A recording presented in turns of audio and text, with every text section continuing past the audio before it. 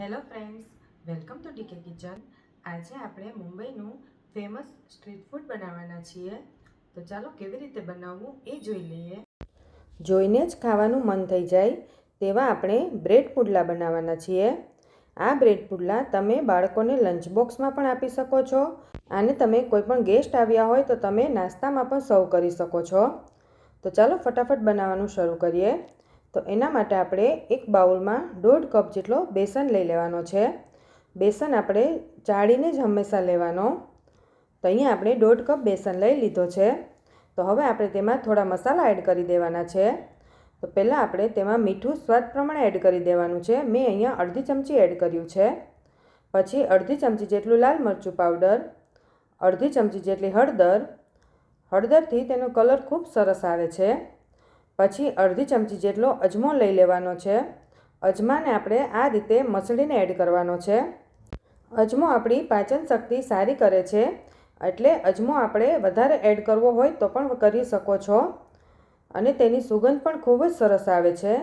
પછી આપણે તેમાં થોડા લીલા ધાણા એડ કરી દેવાના છે અને અડધો લીંબુનો રસ એડ કરી દઈએ. પછી આપણે તેમાં થોડું થોડું પાણી એડ કરતું જવાનું છે અને આપણે તેનું એક બેટર બનાવી લેવાનું છે. આપણે જે ભજીયા બનાવીએ ત્યારે જેવું બેટર બનાવીએ તેવું જ બનાવવાનું છે. પણ ચણાના લોટની કોઈ પણ વસ્તુ આપણે બનાવતા હોઈએ ત્યારે પાણી હંમેશા થોડું થોડું જ એડ કરતું જવાનું. એકસાથે પાણી વધારે એડ થઈ જશે તો બેટર આપણું થોડું ઢીલું થઈ જશે. તેમાં એક પણ ગાંઠા ન રહે તે રીતનું આપણે બેટર તૈયાર કરવાનું છે. આ રીતે તમે વિસ્કરની મદદથી અથવા કોઈ પણ ચમચો પણ લઈ શકો છો. તો જોઈ શકો છો કે આપણું બેટર તૈયાર થઈ ગયું છે અને તેને આ રીતે ચમચીમાં તમે પાછળની સાઈડ કોટ થઈ એ પ્રમાણે જોઈ લેવાનું. કોટ થવું જોઈએ. તો બેટર આપણું તૈયાર થઈ ગયું છે. તો હવે આપણે તેમાં સ્ટફિંગ બનાવી લેવાનું છે.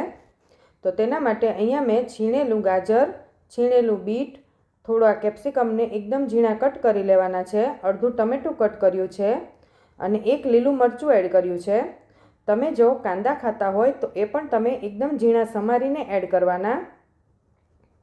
અને તમને બીજા કોઈ વેજીટેબલ્સ પસંદ હોય તો એ પણ તમે એડ કરી શકો છો. પછી અહીંયા મીઠું સ્વાદ પ્રમાણે એડ કરી દઈએ. આપણે બેટરમાં પણ એડ કર્યું છે એટલે એ પ્રમાણે એડ કરવાનું. થોડું લાલ મરચું, અડધું ચમચી જેટલું ધાણા જીરું પાવડર, થોડા લીલા ધાણા એડ કરી દઈએ. 1 ચમચી જેટલો ચાટ મસાલો. ચાટ મસાલાનું પ્રમાણ આપણે અહીંયા વધારે રાખીશું. અડધી ચમચી જેટલો ગરમ મસાલો. હવે આપણે આ સ્ટફિંગને પણ સારી રીતે મિક્સ કરી લઈએ અને એક સરસ મજાનું સ્ટફિંગ તૈયાર કરી લઈએ. આ સ્ટફિંગમાં તમને બીજું કોઈ વેજીટેબલ્સ પસંદ હોય તો એ પણ એડ કરી શકો છો. અને તમને થોડું ખાટું મીઠું પસંદ હોય તો તમે થોડો આમચૂર પાવડર પણ એડ કરી શકો છો. તો સ્ટફિંગ આપણું તૈયાર થઈ ગયું છે. તો હવે આપણે બેઝિક તૈયારી કરી લીધી છે. અહીંયા આપણે એક પ્લેટમાં 2 બ્રેડ પણ લઈ લીધી છે. તો હવે આપણે તેમાંથી પુડલા બનાવવાનું શરૂ કરીએ. તો આપણે જે ચણાના લોટનું બેટર બનાવ્યું હતું, બ્રેડની મેં કિનારી કટ કરી છે. તમારે ન કરવી હોય તો પણ ચાલે. હવે આપણે બેટરમાં બ્રેડને સારી રીતે ડીપ કરી દેવાની છે. આ રીતે આપણે બંને સાઈડ ઉલટ પુલટ કરીને બ્રેડને બધી સાઈડ ચણાનો લોટ લાગી જવો જોઈએ એ પ્રમાણે આપણે ડીપ કરી દેવાનું. અને એક્સેસ ચણાનો લોટ નીકળી જશે. પછી આપણે તેને નોનસ્ટિક પેન પર આ રીતે મૂકી દેવાનું છે. અહીંયા મેં 2 બ્રેડ બાજુમાં મૂકી દીધી છે. પછી આપણે તેમાં બટર મૂકી દઈએ. તમે તેલ અથવા ઘી પણ મૂકી શકો છો. અહીંયા આપણે બધી સાઈડ બટર મૂકી દીધું છે. પછી આપણે જે વેજીટેબલનું સ્ટફિંગ બનાવ્યું હતું તેને આપણે આ રીતે બ્રેડ પર લગાવી દેવાનું છે. સ્ટફિંગ તમને પસંદ હોય એ પ્રમાણે વધારે ઓછું તમે લગાવી શકો છો.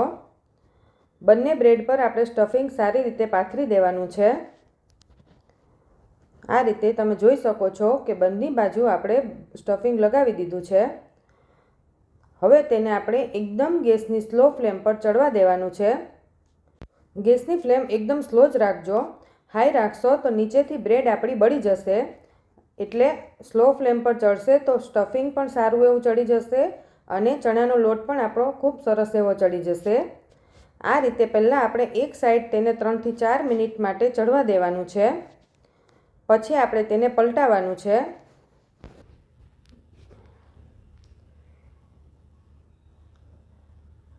બટરનો સ્વાદ ખૂબ સરસ આવે છે. જો તમારી પાસે બટર હોય તો તમે બટર જ એડ કરજો.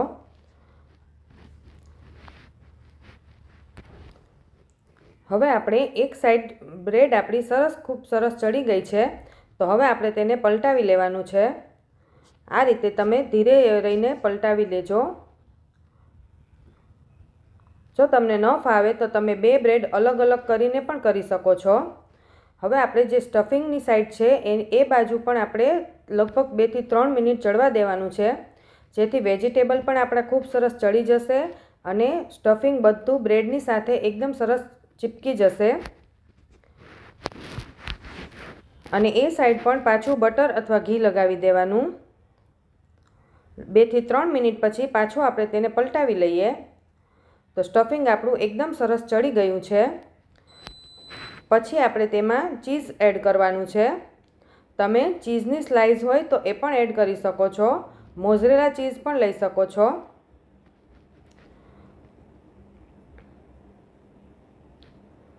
પછી આપણે તેને એકવાર આ રીતે કટ કરીને વાળી દેવાનું છે, જેથી આપણી સેન્ડવિચ તૈયાર થઈ જાય.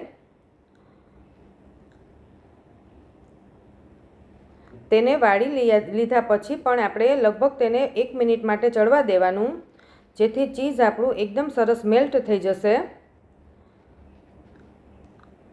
આ રીતે બંને સાઈડ આપણે તેને પ્રેસ કરતું જવાનું છે અને ચડવા દેવાનું છે.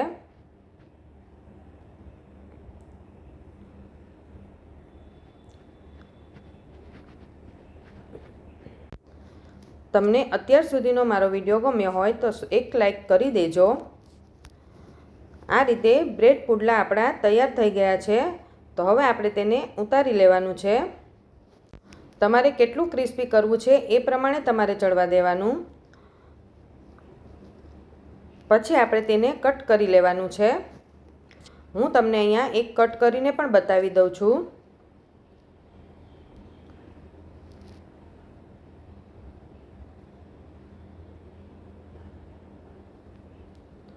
અંદરથી પણ આપણું સ્ટફિંગ અને ચીઝ એકદમ સરસ મેલ્ટ થઈ ગયું છે, એટલે તમે જોઈ શકો છો કે ખૂબ સરસ લાગે છે બ્રેડ પુડલા આપણા. ચોમાસામાં કંઈક નવું ખાવાની ઈચ્છા થાય તો તમે એકવાર આ રેસીપી જરૂરથી ટ્રાય કરજો. તો તૈયાર છે આપણા બ્રેડ પુડલા. તો આપણે તેને હવે પ્લેટમાં લઈ લીધા છે. આની સાથે તમે સોસ અથવા ગ્રીન ચટણી પણ ખાઈ શકો છો. અને કશું ના હોય તો એમનેમ પણ ખૂબ જ ટેસ્ટી લાગે છે. તો તમે પણ ઘરે જરૂરથી ટ્રાય કરજો. તમને મારો વિડીયો ગમ્યો હોય તો લાઈક, શેર અને સબસ્ક્રાઈબ કરવાનું ન ભૂલતા.